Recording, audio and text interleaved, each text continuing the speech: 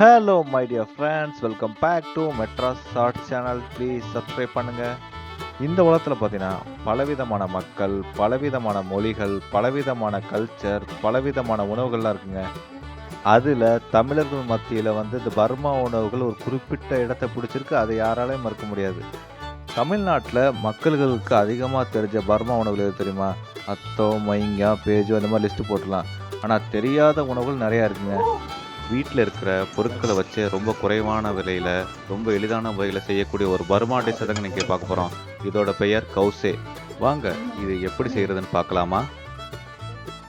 இந்த கவுசேயை எப்படி செய்கிறதுனா authentic Burma atho நூடுல்ஸை வச்சு தாங்க செய்யணும். ஆனால் அது இல்லைனாலும் ஒன்றும் பிரச்சனை இல்லை.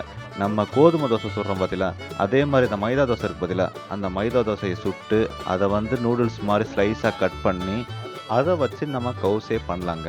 இதுக்கு தேவையான பொருட்கள்: உடச்ச கடலை மாவு 1 மேஜைக்கரண்டி, பூண்டு 1, சில்லி ஃப்ளேக்ஸ் காரத்திற்கேற்ப தேவையான அளவு, மைதா மாவு 1/4 கிலோ, உப்பு தேவையான அளவு, எண்ணெய் தேவையான அளவு, ஆப்ப சோடா மாவு தேவையான அளவு, தண்ணீர் தேவையான அளவு. இப்போ அதோட பதிலாக மைதா மாவு தோசையில் எப்படி செய்யலாங்கிறத பார்க்கலாங்க. அதுக்கு 1/4 கிலோ மைதா மாவை எடுத்துட்டு தேவையான அளவு உப்பை போட்டு, அப்புறம் 1 பிஞ்ச் ஆப்ப சோடா மாவு போட்டு, அப்புறம் தேவையான அளவு தண்ணியை ஊற்றிட்டு நல்லா தோசை மாவு பார்த்துக்கு நல்லா ஃபைனாக மிக்ஸ் பண்ணணுங்க.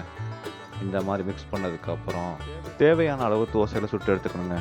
அதுக்கு அடுப்பை பற்ற வச்சுட்டு அதில் தோசைக்கல்லை வச்சு எண்ணெயை ஊற்றி தேவையான அளவு தோசைகளை சுட்டு எடுத்துக்கணுங்க.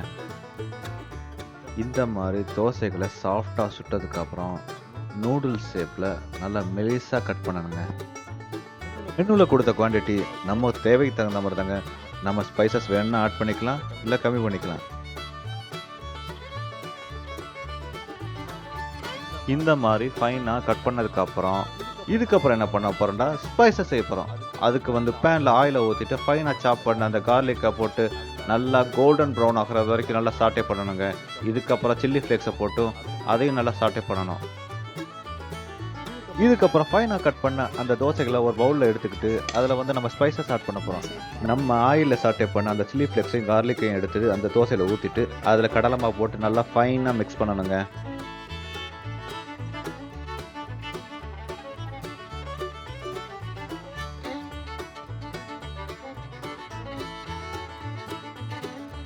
இந்த மாதிரி நல்லா ஃபைனாக மிக்ஸ் பண்ணதுக்கப்புறம் கார்னிஷிங்காக நம்ம அந்த கொத்தமல்லி இருக்குது பார்த்தீங்களா, அதை மேலே அழகாக தூவி இப்போ நம்ம சர்வ் பண்ணுறதுக்கு ரெடி ஆகிடுச்சிங்க. இதை கண்டிப்பாக நீங்கள் சில்ட்ரன்ஸுக்கு எல்லாத்துக்கும் கொடுத்து பாருங்கள். இது கண்டிப்பாக அவங்க விரும்புவாங்க. அப்புறம் இந்த வீடியோ பிடிச்சிருச்சுன்னா லைக் பண்ணுங்கள், ஷேர் பண்ணுங்கள், மறக்காமல் சப்ஸ்கிரைப் பண்ணுங்கள். தேங்க்யூ.